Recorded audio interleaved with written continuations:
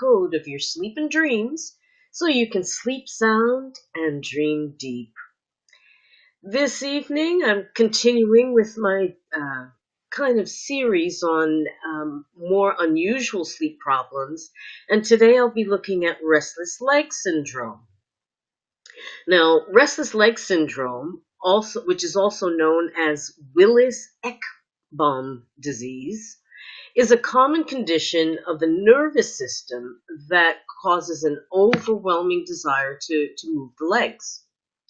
Now, some of the symptoms that people suffering with this will have, the main one, of course, being an overwhelming urge to move the legs.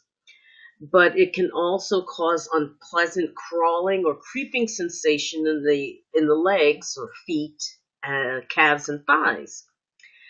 The sensation is usually worse at night, and occasionally even the arms may be affected as well. The syndrome is associated with involuntary jerking of the legs and arms, known as periodic limb movements in sleep. So it may be affecting people in their sleep, which may be why they may be striking out at their sleeping partner. Now, while some people may suffer with this only occasionally, others may suffer every day. And the symptoms can range from mild symptoms to quite severe. And in the most severe cases, it can actually disrupt the person's daily activities because of the frequency of these movements.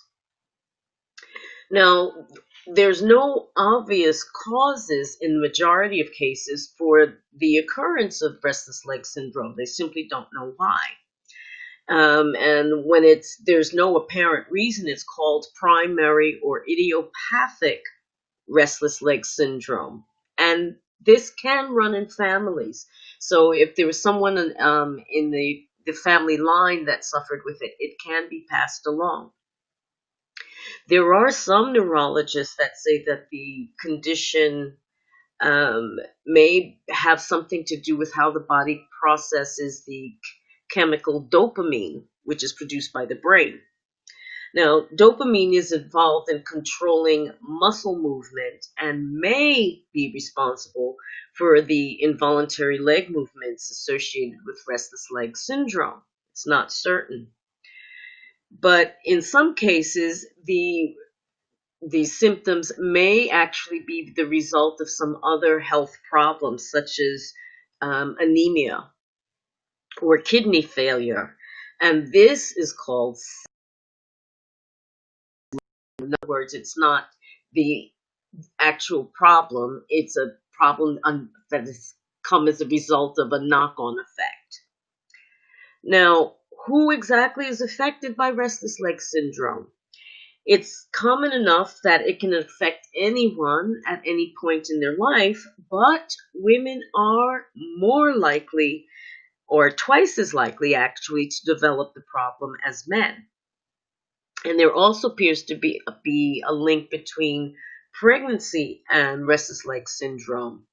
About 1 in 5 pregnant women will experience the symptoms in the last trimester of their pregnancy, although, again, nobody knows exactly why. In these cases, the problem usually disappears once the woman has actually given birth. Again, it's idiopathic. You just don't know what the cause was, or even why. Never mind. It's also more common in middle age, apparently, although the symptoms can appear at any age, including childhood. Now, treating restless leg syndrome can be done simply in milder cases that don't have an underlying health condition, such as the anemia or kidney failure. It may be treated perhaps with simple lifestyle changes. I mean, simple things that would help us in many ways, such as developing a good sleep routine, Sleeping at regular hours and following a regular ritual can help, as well as avoiding things like alcohol and caffeine late at night, and smoking, so no anyway, and exercising during the day, so that I guess maybe the body is more tired and you're more likely to sleep peacefully. If, however, the symptoms are much more severe, you may actually need medication to regulate the levels of dopamine in the body, and iron as well.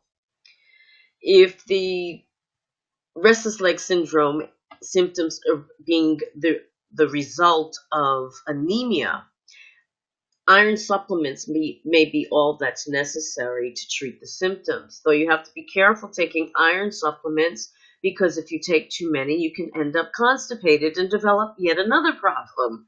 So there's a balance to be struck, but certainly getting more uh, iron into your system, preferably in the form of fresh fruits and vegetables, or vegetables, particularly dark leafy green ones, with some orange sauce or lemon sauce, because the citrus helps to chelate or pull out the iron that's needed.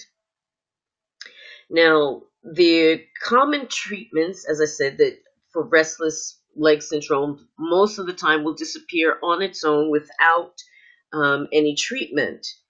But if the cause is unknown, the symptoms can worsen over time and get to the point where it severely impacts the, but in terms of sleep, which may cause insomnia and trigger anxiety and depression because they can't function normally. And there are medications and behavioral therapies that can, like such as CBT, that may be helpful in treating the problem. So that's restless leg syndrome, and it's there, as I said, that there's no particular reason why it may appear. It may be related to stress, and it may set up a vicious cycle where, because of the disruption to sleep and disruption to daily life, causes anxiety and stress, which may worsen the problem. But the best thing to do is to get in contact with your doctor or consultant and find out more, to find out, perhaps to run some tests and find out if the dopamine levels in your system may not be at their normal levels. Thank you so much for watching and listening. Have a great evening and a great week to come, and I'll see you again soon. Take care. Bye-bye.